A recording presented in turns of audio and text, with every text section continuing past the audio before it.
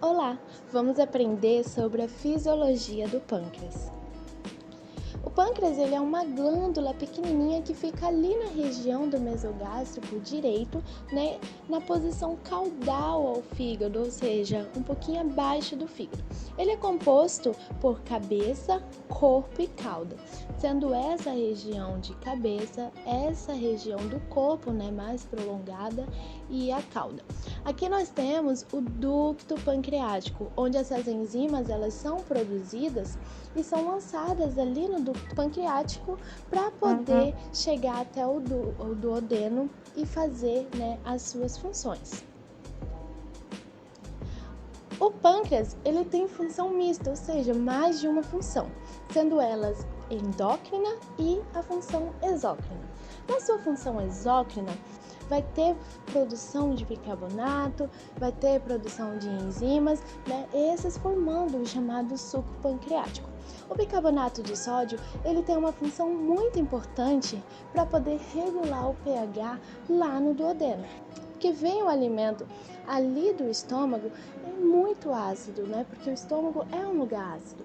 Então, o pâncreas libera esse bicarbonato para poder alcalinizar e essas enzimas trabalhar da forma adequada.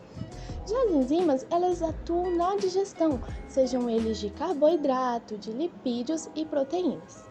Dando exemplo de algumas enzimas que é produzido lá no pâncreas, nós temos a amilase, que vai ser responsável por fazer a digestão dos carboidratos, a lipase, que vai ter a função de digerir as gorduras, os lipídios.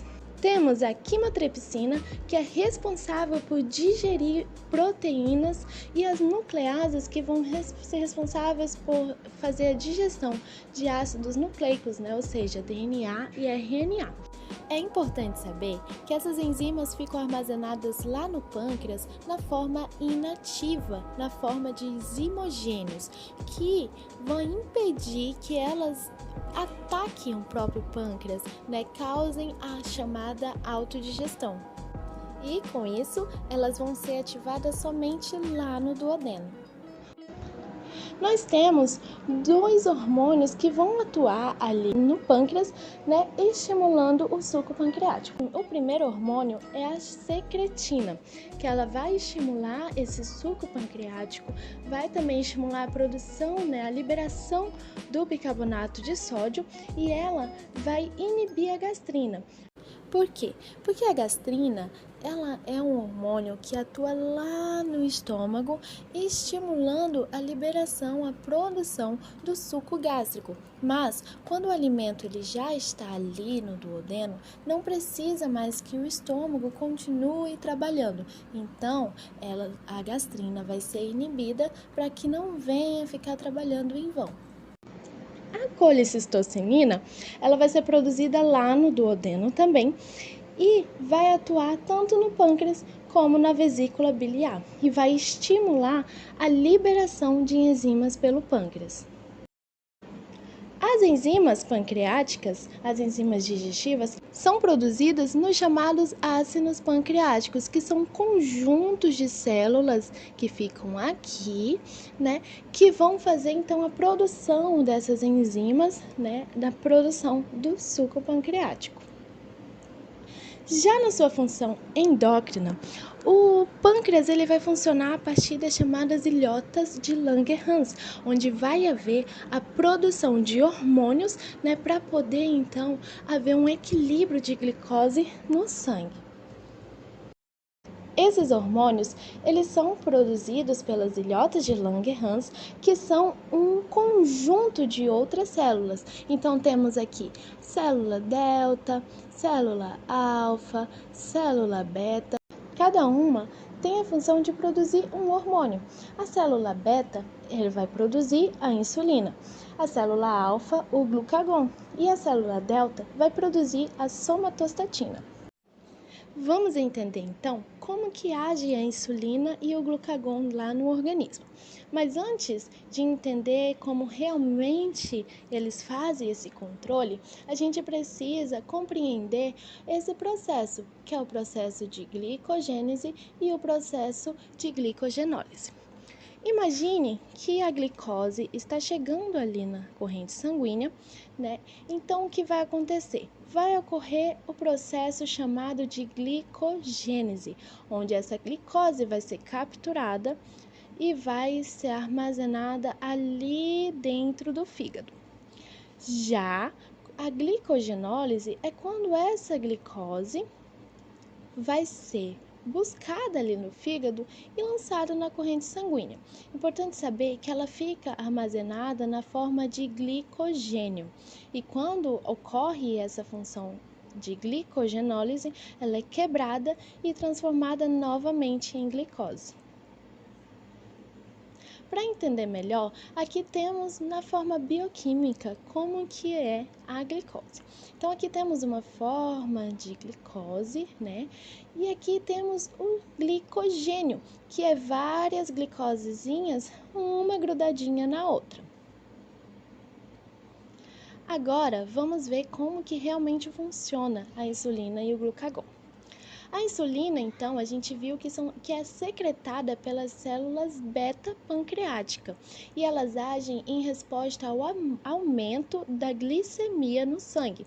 Então, ela vai estimular o armazenamento de glicose. Então, ela vai estimular a chamada glicogênese, como a gente acabou de ver. Então, eu trouxe aqui um esquemazinho que vai simplificar esse jeito de entender como que funciona a insulina lá no organismo.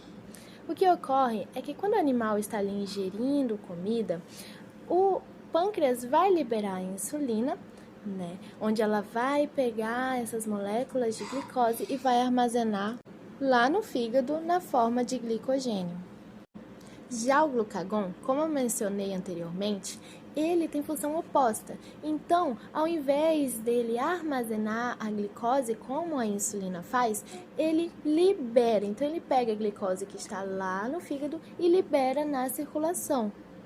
O glucagon, ele é secretado pelas células alfa em resposta à diminuição de açúcar na corrente sanguínea, fazendo com que ocorra, então, o processo chamado glicogenólise. Imagina que um animal está há algum tempo sem comer, então tem uma baixa na taxa de glicose no sangue. Precisa que o glucagon vá lá no fígado, faça esse processo de glicogenólise, o glicogênio em glicose e liberando lá na corrente sanguínea, a fim de devolver a homeostase. Aqui temos um esquema, né, que vai exemplificar bem melhor. Então, temos aqui a entrada do alimento, né? Então, ele está ingerindo alimento, está com uma alta taxa de glicose, vai ser inibida a célula alfa, que é a produtora de glucagon, e estimulada, então, a célula beta, que vai produzir a insulina, onde o fígado vai absorver essa glicose e armazenar lá na forma de glicogênio. Já quando o animal está um tempo sem comer, o que vai acontecer?